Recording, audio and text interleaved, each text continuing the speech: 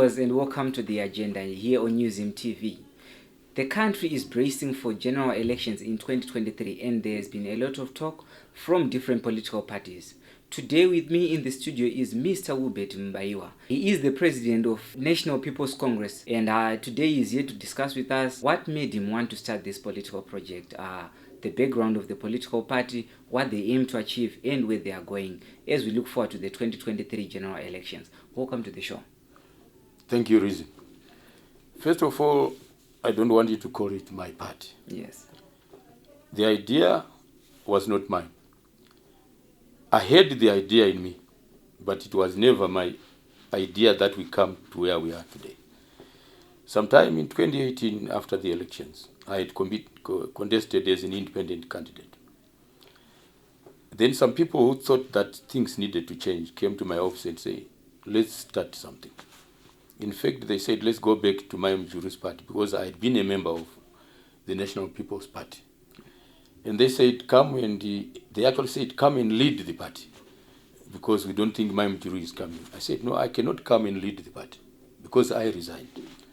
And the due process requires that once you resign, you cannot go back, unless you go through another due process to come back in. And I said, I'm not prepared to do that, because I don't think the conditions that made me leave have changed. They still exist. Okay. So, as you say, you and some people started this project. What does NPA stand for? And maybe you can also give us a brief background of where you are coming from. Where we are coming from is that after the people came to the office, I said, because we cannot work with the NPP, let's see if we can't work with the existing parties. Specifically, we talked about the MDC, because it was still one at the time. And we talked about ZANU. Let's analyze this and see whether we can work with them individually or collectively. The conclusion was reached that no, we can't, because the ideologies are different, and the processes they go through, the behaviors are different. So we then said, let's consult with the country. We started our consultation on 5 February 2019. Okay. And we said, let's consult every province. Let's look for leaders in each province whom we can consult and say, what can we do? The question was, what can we do to move forward as a country? So the consultation was done in every province. In each province had to consult itself. We identified a key person, and we then said, identify other leaders in your province. Ask them how we can move forward. We wanted to find out whether the idea resonated around the country that we needed something. Fortunately, 90% of the respondents said we needed something different, something that will work in a different way. Issues that came out was confrontation, activism. We said these things need to be removed. We needed a party that focused on development. No activism, no confrontation, promoting dialogue across all political divides, and inviting it. And when invited, go into dialogue. So we therefore said we needed a new entity that behaved differently politically. Because we said only when you can behave differently politically can you behave differently when you are in government. Okay. Yes. So that consultation ended in November last year, and we needed to start at that time. But we were approached by colleagues who thought they could work with us. Okay. But these are colleagues from NPP. We gave them time to conclude their own consultation, which is still ongoing. So we delayed our starting. So the starting was not my idea. It was my idea and others. And the whole country agreed that, at least those that we consulted, agreed that we needed to start something new that is different. Something that is focused purely on development. And when you focus on development, you are not focusing on your own personal development. You are focusing on the development of the country. And we agreed, therefore, if we are focused on development, that includes everyone. Our philosophy had to be Ubuntu. Okay. Why Ubuntu? We believe Ubuntu as a concept. If our academics would dare to go research into it, I don't think they have. They will discover that in terms of where it is above democracy. The difference, the main difference, there could be many that can be discussed. But the democracy talks about human rights. There is very little of respect that comes into it.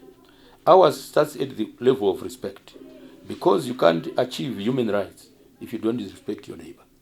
You cannot accord him his human rights if you don't respect him. So we said we have to start from Ubuntu. We respect each other. We help each other. We look after each other as people. Once we do that, it means development can be achieved across the country without considering where it is supposed to be, but considering the needs of the country, the needs of every individual. Because the needs of every individual of a household must be the same as the next one. That's why we help them when they are in need. And when we move to villages, the needs of that village must be the same as the next one. And they must help each other. It goes on to the district, to the province, and to the whole country. Okay. So if that concept becomes ubiquitous, then you are beginning to integrate the country. In other words, people can now start to work together. Okay. Because if people cannot work together, if I come here and you point a finger at me and say, you are a Tembo, I am Ziva, I can't work with you. We can't have unity because the beginning is working together. So we said when we integrate the country, it means we can achieve some kind of unity. Okay. A starting point. Okay. Maybe as you are talking about Ubuntu, this country has been here before. We have been at a point where we have new political parties and then they have their ideology. Maybe my question to you is, what is it that you are offering that is different from all those other political parties, opposition political parties? What we are offering, even the ruling party. What we are offering is the way we think things should be done. I'll give an example. Policies in this country, when you look at bills that go through parliament, all things that are discussed, they normally start in an enclosed room. People bring that bill at the time when they want it to be discussed in parliament. We are saying no, that's not the starting point. The starting point is that an idea must be thrown around the country. And people with the requisite knowledge throw in their ideas, just like what happened with the Constitution of 2013. So the idea must be developed by everyone. When I say everyone, I'm not saying the 15 million Zimbabweans. We are organized into groupings. You represent a certain group. The NGOs represent a certain group in their different ways. The government represents us all in a different way. We must get ideas from each of the different groupings that make us. That makes us a nation. Our nation must be defined by who we are. So when everyone's idea comes up, then that's when you can choose a team that drafts a bill. Even if it has to be done, say, by the Attorney General's office or whoever who has done it, sometimes it's done by an MP through his own means because he sees a need for something to be done. But he must consult widely before he writes it down, because it's not what we have studied that is in our heads that matters. It's what everyone else thinks, even the uneducated. Sometimes they've got better wisdom than us. Ours comes from the books and it's information. But we need wisdom to get to where we are going. So the books alone are not enough. In my own opinion, they may not even, your professorship, your doctoral, your master's, whatever education you have, may not contribute even more than 20% of what you need for a country to become a nation. So our starting point is, because of Ubuntu, is to define our nationhood. Who are we as a nation? What is the role of each member of this nation in that? So there is no segregation when we come to implementing projects. We must communicate as a country. We must communicate as a region. We must communicate as a continent. And we must communicate with the rest of the world. What we are trying to establish is a position that puts us in a situation where we contribute effectively. First, to our own local area, whether it's your house, whether it's your village, whether it's your district. Then secondly, the complementary effects of development that come from your own work must filter to the next guy. It must filter to the next province. It must filter to the next country and the whole world. Remember, we are not black by accident. We are not Africans by accident. That's who we are. And if we think we can't achieve anything, which means we think God put in us, I've heard many preachers say that, something that makes us not advance. But I think when you go back to Ubuntu, because we need to work as a nation. I'll give you an example. When we were colonized and we had the war of 1896, we had been having wars as neighbors. Dynasties were fighting each other. The western side was fighting the eastern side. But on the day the war started, they united and fought the colonizers as one. Which means there was a system that we used that made us set aside our differences to fight for a common goal. Okay.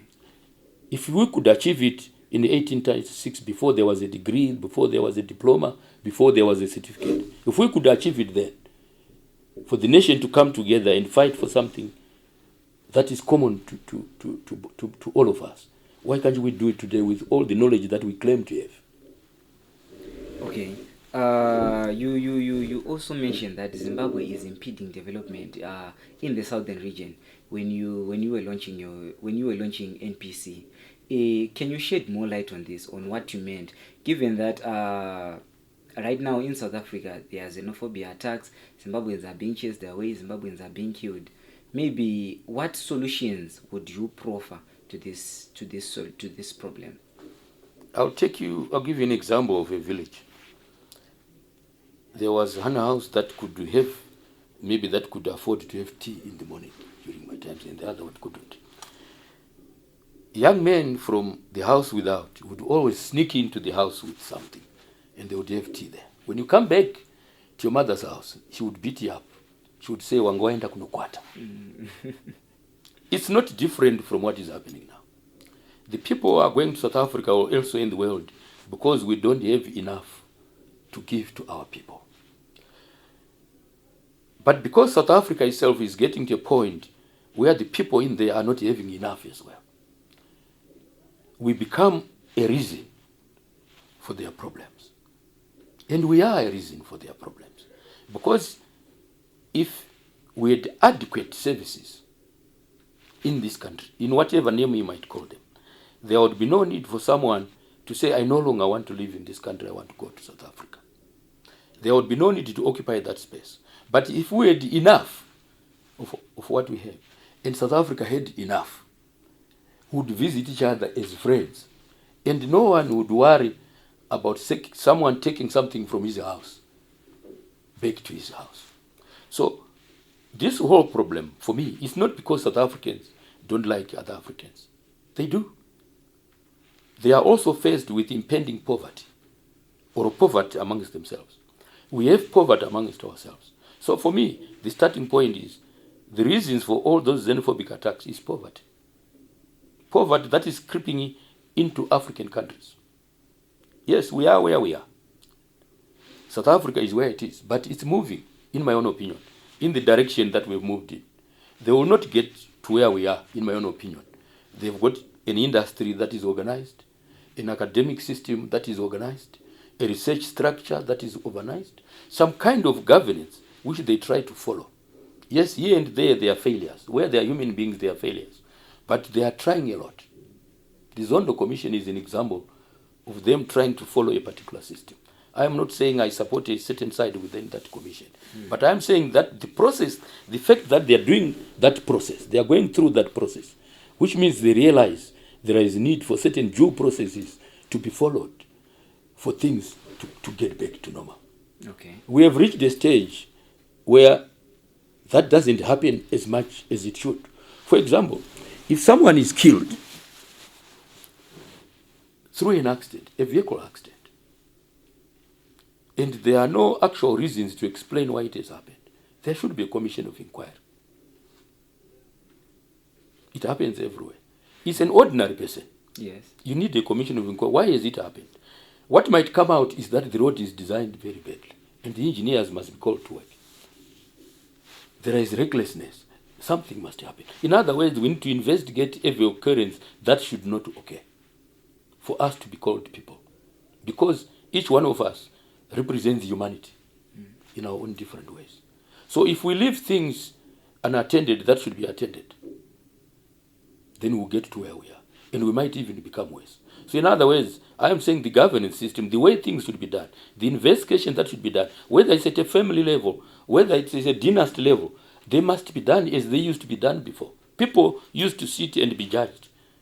That's how our totems changed. Someone was found guilty and was asked to move away from that area to go and live elsewhere. And he created his own dynasty. Okay. It's because a process had been followed where he had been found guilty and a solution proffered according to systems that existed at the time. Okay.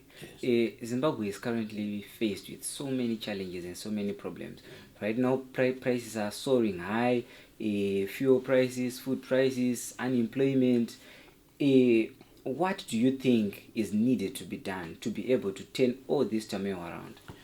The first thing that we need to realize is that even within a family, if you stop working, if only one man is working, going into the forest, bringing in something, going into the country, bringing in something, you are creating poverty. And there is something that has happened. We have stopped going to work. Yes, we see people going to work every day, but how many are going? And why are those so few? If you go into the industrial areas, you'll find buildings that are literally closed. People have stopped production. So the first thing that should have happened is not to appoint a few experts and to tell them, in order to reopen industry, you must do this. Is to do a thorough investigation. Why have we come to where we are? Why is that company closed? What it means to me, without a report in front of me, is that the conditions for business are not what they should be.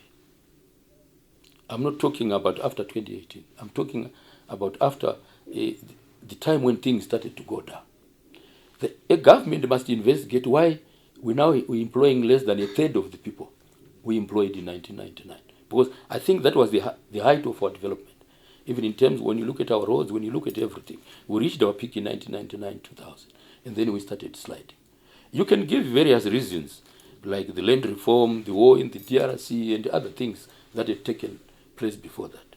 You can talk about the gratuities given to all veterans as a reason, but I don't think that's the reason. When we gave those liberation fighters, which is what I prefer to call them, not war veterans, the liberation veterans, when we gave them that money, they deserved it. But had we prepared sufficiently for that occurrence? And had we prepared sufficiently for what would happen afterwards? In other words, we must give time to whatever we do. So for us to go back to where we were, we need to find out what is it that needs to happen for our industries to open. Yes, new ones are starting, but they are not adequate. We are still importing more than we are exporting. We are still producing less than we need for our own consumption. But sometimes we have to export because of need, because we need foreign currency, not because what we are producing is adequate for this nation. Okay. You see that? So we need to go back. We need to go back to the people who run businesses, to people who want to run business like our young people, and make them and put them in a place where they can have capacity to start enterprises. And let those that are running right now have capacity to continue to operate at higher efficiencies. I don't think we are a very efficient country in terms of our production. Okay. That's why our prices are higher than those in South Africa. That's why people have got to go to South Africa. Today, I think you might have to go to South Africa to buy bread because it's much cheaper. I know bread is 50 cents in some countries around us. It's less than $1, but we are now at $2. $2, yes. Yeah. Whatever it is that they are doing that makes them produce at lower cost is what we must find out, so that we can follow the same path. Okay. Is it our wage structure? Is it our management structure? Is it our education system? I personally don't think the education system, yes, it has a bearing, in the sense that, for example, I think we are producing more people with degrees than those with hands-on experience. I think that's where we started to go wrong. The journeymen are much less than they were in 1980. We have less journeymen today than we had in 1980, 85, 1990. But those are the producers, not people with degrees. Everyone with a degree thinks he must become a manager. They are not hands-on. So how do we move forward with people who must be in suits every day and expect to eat at the end of it? So I think the starting point is our economy. Okay. Our economy must be reshaped. Our means of production must change. Okay. Our laws must also change here and there. I don't think the laws are to blame so much. I think it's the governance system. Okay. When you don't follow up on what your industry is doing, when you receive a report on your desk and are content with it, you have a problem. If you want to know whether the roads are bad, get off the plane and drive on the roads, so that you can actually see that the roads are not as good as they should be. Okay. Maybe to turn back to the subject of elections, general elections next year. What do you think is the role of the youth, given that we have over 50%, actually over 60% of the people in Zimbabwe? You actually mentioned that we need to make sure that the youth are employed, they own businesses, they become part and parcel of the production for the economy to move forward. What do you think is the role of the youth in next year's election? Maybe just to say, I think those that are in the age group of being able to vote are about 40%. 67% is the total youth, including the young child. I want to look at this 40. We make so much of the word youth and so forth and so forth. It's not what the age is. It's what they are able to do. It's what you can do for them. They can vote for you, but if you can't do anything for them. For us, we have seen it necessary to have a section that deals with youth development and employment creation. We have not had a lot of employment for most people living in universities. Some of them have 10 years of having a degree, but without any experience. So we need to develop our youth in a small way so that they are able to be employed. Okay. Because you can still go and look for a job, but you have no experience, you're 10 years. I end up lying for you to say you were working at my company. But I know I am lying. When you go there, you don't perform. So we need to develop our youth so that they can become employable. Okay. That's the starting point. And the government have got the system. You've got ZIMDEV, the Zimbabwe Manpower Development Fund. I think it can be tailored and restructured and be redirected to see that people who did not get employment somehow get employed, because the employer is not willing to get them without any experience. Let's help each other with the employer so that the employer is able to take them without experience. They get paid a little with the assistance of government. A bit of it comes from government, a bit comes from the employer. Okay. They get enough experience, maybe after a year or two. An intelligent person, in my own opinion, after a year in a job, should be able to know most of the things. Yes, we can then go to 5, right? But because we are trying to limit the number of people who apply for a certain job. Okay. But within a year or two, you are done. When that happens, after 5 years, you see how a business is run. You've been in it, you know you must be able to keep track of your accounts, you must be able to keep track. They are able, at that point, after 5 years, to do projects of their own, to look after themselves. But I want to avoid the word project. At that point, you can then assist them to start their own companies. Because without new companies, this country is not going anywhere. When we rely on these old, mature companies, don't expect to create any additional employment which can reduce our employment rate. No, they have matured. They will replace the one who has died. They will replace the one who has retired. But we want new people. The only way you can, or one of the most effective ways, I don't like the word the only thing, the most effective way of making sure that we grow our employment is to make sure that there are new companies being formed. What is the advantage of new companies? They start with the latest technology. They don't have to retool. They are starting with the latest technology, so they move forward very quickly. If you have got 10,000 of them across the country, which is possible, and they are employing each one 10 people, all right? You have 100,000 people employed overnight, and these are small companies. So our survival is going to be in small companies that are more mobile, more agile, because they can change very quickly to the environment. In any case, these are the educated guys. They can be more mobile. Those old companies, yes, let's continue to keep them going, because that's where our experience is going to come from. Okay. Yes. So for me, youth development is more important than telling them that vote for us gives them a few dollars, they start a chicken project and so forth. After a year, I can tell you, if you go back, all those projects will be gone. They were just for an election. In other words, let's stop planning for an election. Okay. Let's plan for the future of this country. Okay. An election will come and go.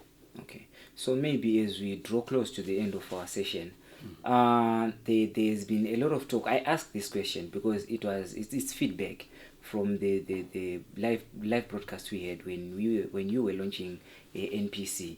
Most people were saying these new political parties that are forming everywhere, they are projects of the ruling party ZANU-PF, who are trying to split maybe the opposition vote. I don't know. What's your take on these assumptions? I've heard this from the time I was not in politics. I didn't go into politics long ago. I started when I was 53 years. Way after every other young man had started. You know, the moment we begin to think that everything that is done, ZANU-PF is capable of doing it, we are making them invincible. They are not capable of doing that. If they can't change this country to what it should be, if they can do that, which means they've got big ideas that can make the country move forward. But I expect it. I expect that to happen because we have stopped to work. And when I say we have stopped to work, I don't mean lifting a brick or lifting a shovel.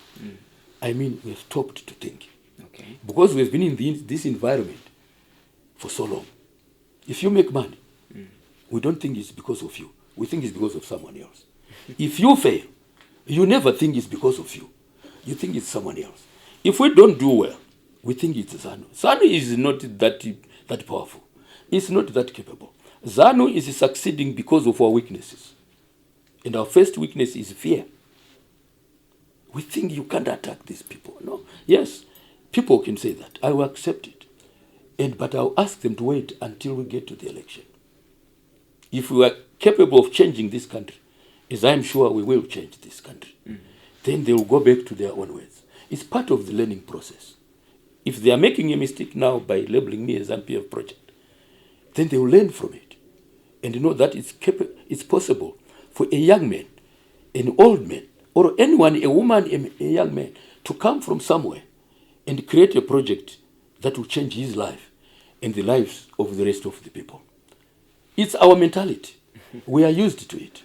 Everyone says, I'm not saying ZANU-PF doesn't cheat or doesn't do it, but I don't think the weakness is in ZANU-PF's strength. Because we are saying they do this, that's why we don't do it. That's why we don't move forward. But I'm saying, yes, let's leave that to them. Those are their strengths. There is nothing that we can do about their strengths. The only thing that we can do that will change this country is to improve our own strengths as citizens, to above that of ZANU-PF. That's how we can defeat them. Okay. But if we try to fight them, to fight their strengths, to take their strengths away from them, they will refuse, obviously. We must work on our weaknesses and say, how can we remove our weaknesses?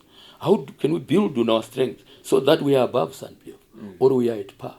When we are at par, I see it as the best situation for the country. Then you can have a government of national unity. Okay. I believe a government of national unity for us as a nation, even if we were to win 100% of the seats, anyone who wins more than 2/3 majority must not beat their chest and say we have done well and go along on themselves. They must go and look for people who are not in their organizations, who are not in their parties, to work with them, so that at any given point, we have got a government of national unity. Yes. It doesn't have to be politicians that you're looking for. It must be technocrats. I think I said that day, I believe we need a presidential democracy. Okay.